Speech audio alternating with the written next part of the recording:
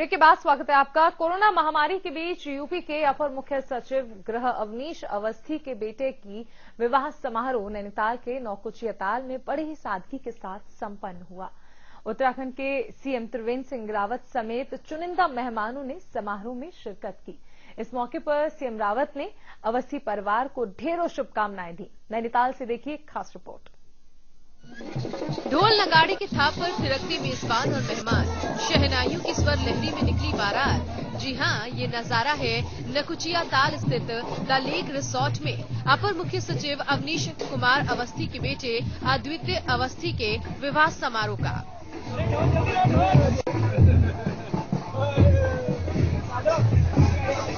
मशहूर लोक गायिका पद्मश्री मालिनी अवस्थी ने नृत्य प्रस्तुत कर समारोह में चार चांद लगा दिया।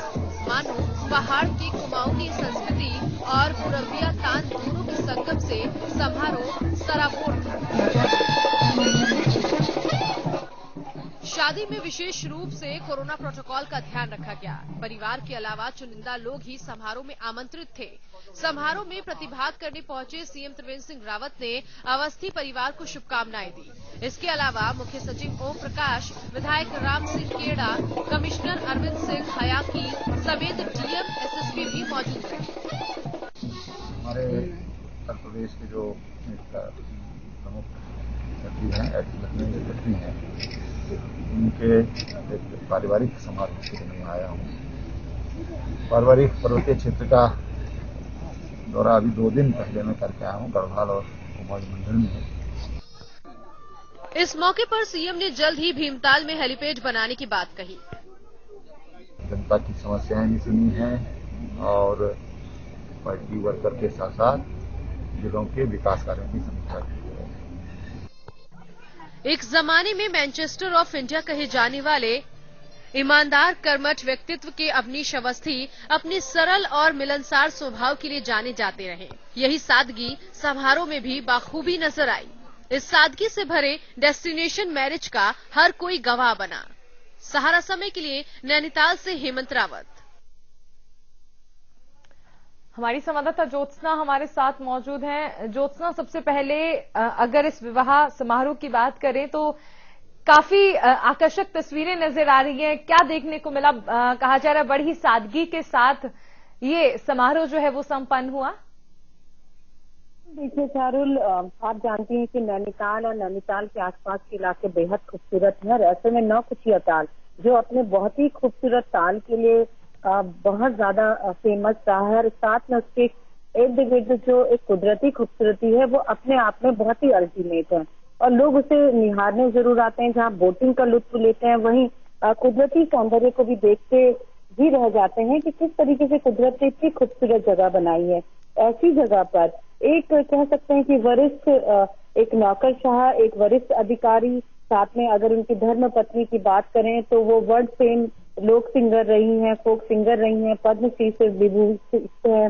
तो वो अपने आप में वो लोग अगर नौकुचिया ताल आते हैं, वहां पर शादी करते हैं तो ये अपने आप में बहुत बड़ी बात होती है। और अपने बेटे की शादी, क्योंकि बेटे की शादी के लिए हर माँ बाप का एक अलग अरमान होता है कि कैसे की जाएगी। वो अलग बात है चारुल की जो उनकी बहू है वो नौकुचिया ताल के नजदीक सांगरी गांव की रहने वाली है और मिश्रा परिवार की ये बेटी है। हालांकि मूल रूप से मिश्रा परिवार लखनऊ का रहने वाला है, लेकिन सन 77 में वो सांगरी गांव में शिफ्ट हो गए थे। वहीं पर उनका अपना घर है।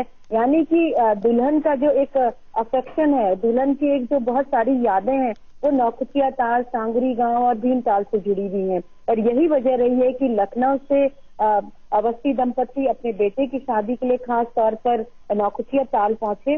और आप नजारों की बात कर रही हैं तो नजारे बेहद खूबसूरत थे। एक तो कुदरत ने उसे बहुत खूबसूरत बनाया था और ऐसे में कह सकते हैं कि जाने माने लोग अगर शादी में शामिल हों, हालांकि बहुत ही पारिवारिक फंक्शन इसे रखा गया था और लेक के किनारे जिस तरीके से बोट्स में दूल्हा और दुल्हन शादी के मंडप तक पहुंचे, जो मुख्य मंच बनाया गया था उसके पीछे का जो व्यू था उसमें लेक और पहाड़ थे जो अपने आप में बेहद ज्यादा सुंदर लग रहे थे। और शादी में अवध और कुमाऊं का मिक्स मैच था, क्योंकि लगभग 30-31 सालों से जो परिवार कुमाऊं में रह रहा है उसको थोड़ा सा वहाँ पहाड़ का रिफ्लेक्शन भी था। वहीं अवध से दूल्हा गया है दुल्हन को लेने के लिए, तो अवधि जो रीति रिवाज है उसका भी पूरा का पूरा उसमें तालमेल था।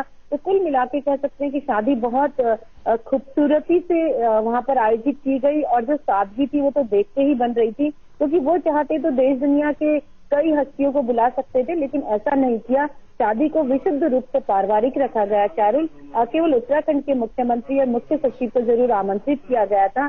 बाकी अन्य कार्यक्रम है जो लखनऊ में आयोजित होने हैं। लखनऊ में दुल्हन के गृह प्रवेश के अवसर पर जो महिलाओं का संगीत होता है, परिवार और नाते रिश्तेदारी की महिलाएं आती हैं, वो कार्यक्रम है। इसके अलावा 2 रिसेप्शन लखनऊ में है, 1 रिसेप्शन दिल्ली में है। तो कुल मिला के कह सकते हैं कि नौकुचिया ताल इस समय सुर्खियों में है, क्योंकि एक हाई प्रोफाइल अधिकारी के बेटे की और एक बहुत ही नामी हस्ती जो लोक गायिका है उनके बेटे की शादी वहां पर हुई है। चारू, ज्योत्सना, ये भी जानना चाहेंगे कि इस दौरान वो कौन कौन से खास मेहमान थे जो वहां पर मौजूद रहे? हालांकि सीएम रावत खुद वहां पर मौजूद रहे और बधाइयां भी दी गई। बिल्कुल चारुल, जैसे मैंने बताया और हमको वहां जानकारी मिली है कि विशुद्ध रूप से इसको पारिवारिक आयोजन बनाया गया था, कि परिवार के बहुत ही कह सकते हैं कि अपने जो अभिन्न लोग हैं वो ही इस कार्यक्रम में शामिल थे।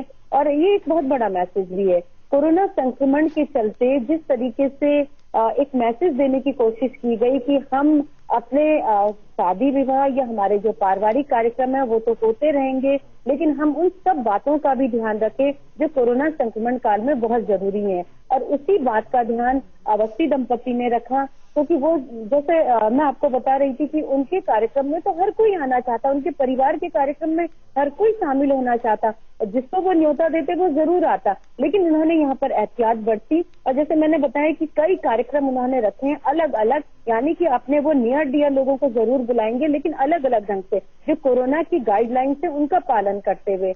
यहाँ पर मालिनी अवस्थी जी थी जो अपने आप में एक उनका नया रूप दिख रहा था कि एक माँ के रूप में बेटे की दुल्हन का स्वागत करने के लिए वो बाराती बन के नाच रही थी, खूब बढ़ चढ़ करके आगे बढ़ के नाच रही थी। वहीं अगर पिता की बात करें, वो अपने जब आधिकारिक दायित्वों की पूर्ति करते हैं तो एक वरिष्ठ नौकरशाह है, लेकिन उस समय वो कह सकते हैं कि मेजबान बने हुए थे और हर आने वाले आगंतुक का स्वागत कर रहे थे जिनको उन्होंने बुलाया था। और बेटे की बारात में वो एक पिता की तरह शामिल थे, तो एक अलग नजारा था, एक खुशी थी। और वो दृश्य तो बहुत ही खूबसूरत था।